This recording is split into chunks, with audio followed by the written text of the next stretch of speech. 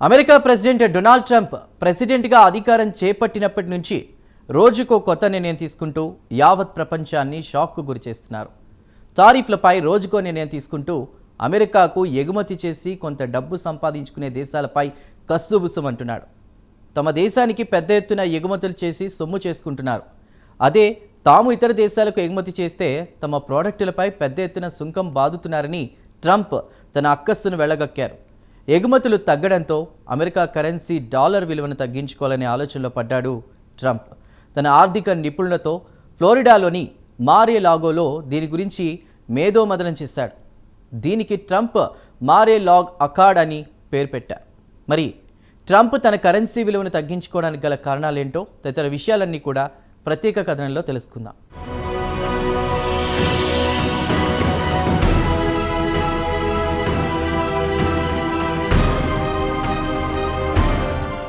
America president Donald Trump ఆర్థిక విధానాల్లో కీలకమైన మార్పులు తేవాలని నిర్ణయించారు. ఇక అమెరికా విషయానికి వస్తే అమెరికా డాలర్ యావత్ ప్రపంచాన్ని శాసిస్తోంది.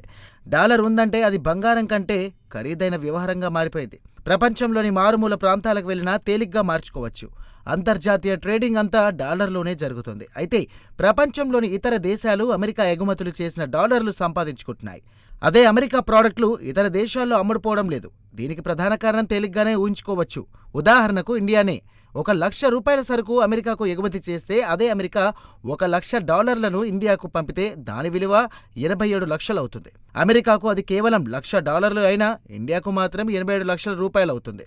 ఇదంతా కరెన్సీ మారకం రేటు మహిమ అని చెప్పుకోవచ్చు.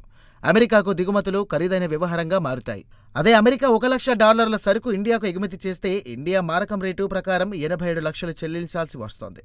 అయితే ఇక్కడ గుర్తుంచుకోవాల్సింది, ఇండియా నుంచి వచ్చే వస్తువు చౌకకు లభిస్తుంటే అదే అమెరికాకు చెందిన ప్రోడక్టు ఖరీదైన వ్యవహారంగా మారుతుంది. కాబట్టి సరుకు ధర ఎక్కువైతే ఎవరైనా ఎందుకు కొంటారు? డాలర్ బలంగా ఉండడంతో అమెరికా ఎగుమతులు తగ్గాయి. దీంతో అమెరికాకు ప్రతి దేశంలో వాణిజ్య లోటు విపరీతంగా పెరిగిపోతోంది. దీంతో ట్రంప్ అడ్మినిస్ట్రేషన్ తమ కరెన్సీ విలువను తగ్గించి ఎగుమతులు పెంచుకోవాలనే ఆలోచనలో పడింది.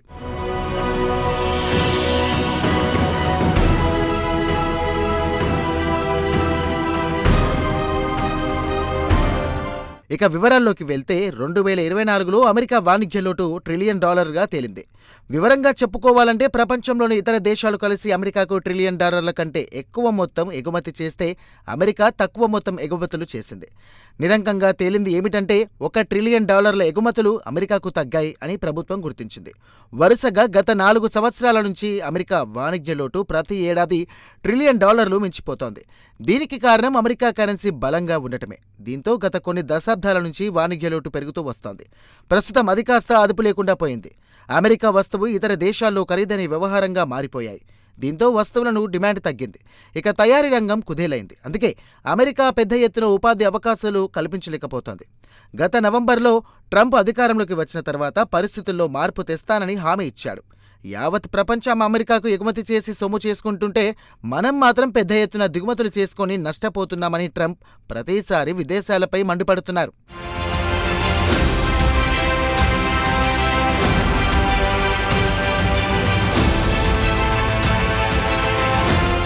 ప్రస్తుతం అమెరికాలో పరిస్థితి ఎలా ఉందంటే, ఒకవైపు గతంలో ఎన్నడూ లేనంతగా వాణిజ్య లోటు పెరిగిపోతోంది.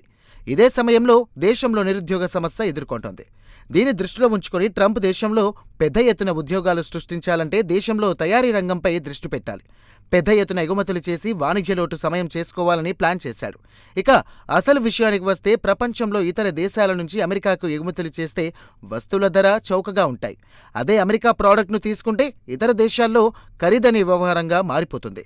ఎందుకంటే అమెరికాలో ఉద్యోగుల వేతనాలు ఎక్కువ, ముడిసరుకు ధర ఎక్కువ, అన్నీ కలుపుకుంటే సహజంగానే చివరకు ప్రోడక్ట్ ధరపై పడుతుంది. దీనికి కారణంగా ఇతర దేశాలకు చెందిన కరెన్సీలో పోల్చుకుంటే డాలర్ బలంగా ఉండటమే. దీనికి అక్కడ సెంట్రల్ బ్యాంక్ లేదా ఫెడరల్ రిజర్వ్ కారణంగా చెప్పుకోవచ్చు. కాగా ఫెడ్ రిజర్వ్ ధరలను స్థిరంగా ఉంచడంలో పాటు డాలర్ విలువను పడిపోకుండా కాపాడుతూ వస్తోంది.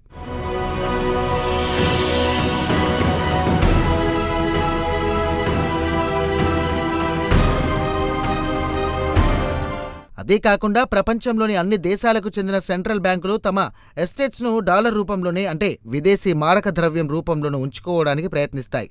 ఇక ఇండియాలోని తీసుకుంటే రిజర్వ్ బ్యాంకు వద్ద ఉండే విదేశీ కరెన్సీలో 60% డాలర్ల రూపంలోనే ఉంటుంది. అదీ కాకుండా ప్రపంచంలోని అన్ని దేశాలు అన్ని రకాల ఆర్థిక లావాదేవీలంతా అమెరికన్ డాలర్లలోనే చేస్తుంటాయి. ప్రపంచంలోని అన్ని దేశాలు తమ ఆర్థిక లావాదేవీలు డాలర్లలోనే జరుపుకోవడానికి మొగ్గు చూపడంతో సహజంగానే డాలర్ డిమాండ్ పెరిగిపోతుంది. అలాంటి సమయంలో కరెన్సీ మారకం రేటు కూడా పెరిగిపోతోంది. దీన్ని అమెరికా తమకు అనుకూలంగా మార్చుకుంది. ఇతర దేశాల నుంచి దిగుమతులు చేసుకునే సరుకు అమెరికా డాలర్ ప్రకారం చూస్తే చౌకగానే కనిపిస్తోంది. అదే అమెరికా ఇతర దేశాలకు ఎగుమతి చేస్తే ఆ దేశం అమెరికా వస్తువు ఖరీదైన వ్యవహారంగా మారుతుంది. దీనికి ఉదాహరణ ముందుగానే చెప్పుకున్నట్లు ఇండియా ₹1,00,000 సరుకు ఎగుమతి చేస్తే దానికి బదులు $1,00,000 వచ్చాయంటే దాన్ని కరెన్సీ రూపంలో మార్చుకుంటే $87,00,000 అవుతుంది. అదే ఇండియా విషయానికి వస్తే రివర్స్ అవుతుంది. అమెరికా $1,00,000 సరుకు పంపితే 87 లక్షలు చెల్లించాల్సి వస్తోంది. దీంతో అమెరికా సరుకు డిమాండ్ తగ్గుతుంది. పెద్ద ఎత్తున ఎగుమతులు చేయలేకపోతోంది. ఇతర దేశాల ప్రోడక్టులతో పోటీ పడలేకపోతోంది.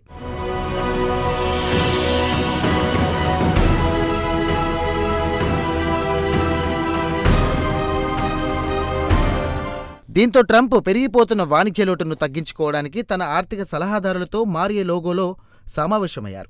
వీరంతా పలు రకాల సలహాలు ఇచ్చారు. వాటిలో ఒకటి ఇతర దేశాల నుంచి దిగుమతి చేసుకునే వస్తువులపై సుంకం బాది వాణిజ్య లోటును తగ్గించుకోవడం, లేదా విదేశీ కంపెనీలలో అమెరికాలోని తయారీ ప్లాంట్ను ఏర్పాటు చేసి అక్కడ ఉత్పత్తి చేయాలని, దీంతో వాణిజ్య లోటును తగ్గించుకోవచ్చని భావించాడు. దీనివల్ల కూడా పెద్దగా ప్రయోజనం ఉండదని భావించాడు. దీంతో ట్రంప్ డాలర్ విలువను తగ్గించుకోవాలని చూస్తున్నాడు.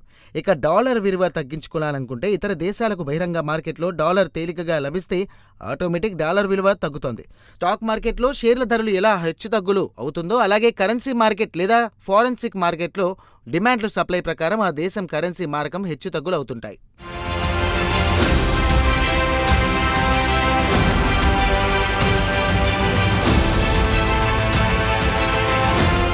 ఒకవేళ డాలర్ చౌకకు లభిస్తే అమెరికా కూడా ఎగుమతులు పెంచుకునే అవకాశం ఉంటుంది. అయితే చివరగా 1985లో అమెరికా ప్లాజా అకార్డు పేరుతో అప్పుడు జపాన్, జర్మనీ, ఫ్రాన్స్, బ్రిటన్తో సంతకాలు చేసింది.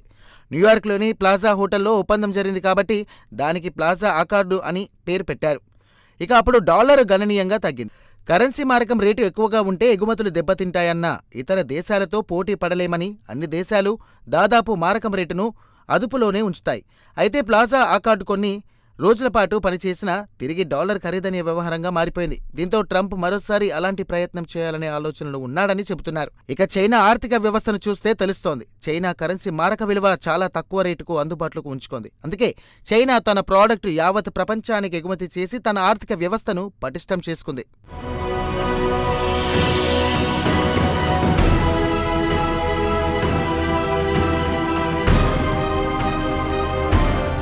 ఇక కరెన్సీ మార్కెట్ విషయానికి వస్తే రోజు సరాసరి $7.5 ట్రిలియన్ టర్నోవర్ జరుగుతోందని బ్యాంక్ ఆఫ్ ఇంటర్నేషనల్ సెటిల్మెంట్ వెల్లడించింది. 1989తో పోల్చుకుంటే ప్రస్తుతం 5 రెట్లు పెరిగింది. ఇక ట్రంప్ తన కరెన్సీ విలువను తగ్గించుకోవాలంటే ప్రపంచవ్యాప్తంగా ఉన్న నాయకులను పిలిపించుకొని వారికి తన దేశ ఆర్థిక వ్యవస్థ గురించి వివరించి చెప్పి తనని సహకరించాలని కోరాలి. ట్రంప్ ఒంటెద్ది పోకడ ఇక్కడ పనిచేస్తుందో లేదో కాలమే చెప్పాలి. మరోవైపు చూస్తుంటే అమెరికా జీడీపీ $30 ట్రిలియన్ల కంటే అప్పులు $36 ట్రిలియన్ చేరాయి. మరోవైపు పెరిగిపోతున్న వాణిజ్య లోటు ట్రంప్ను ఉక్కిరిబిక్కిరి చేస్తోంది. ఆర్థిక వ్యవస్థను గాడిన పెట్టడానికి ప్రయత్నమైనా చేస్తున్నాడు, కానీ అది సక్సెస్ అవుతుందా లేదా అనేది కాలమే చెప్పాలి. గుడ్ లక్ మిస్టర్ ట్రంప్ అనాల్సిందే తప్ప చేయగలిగిందేమీ లేదు.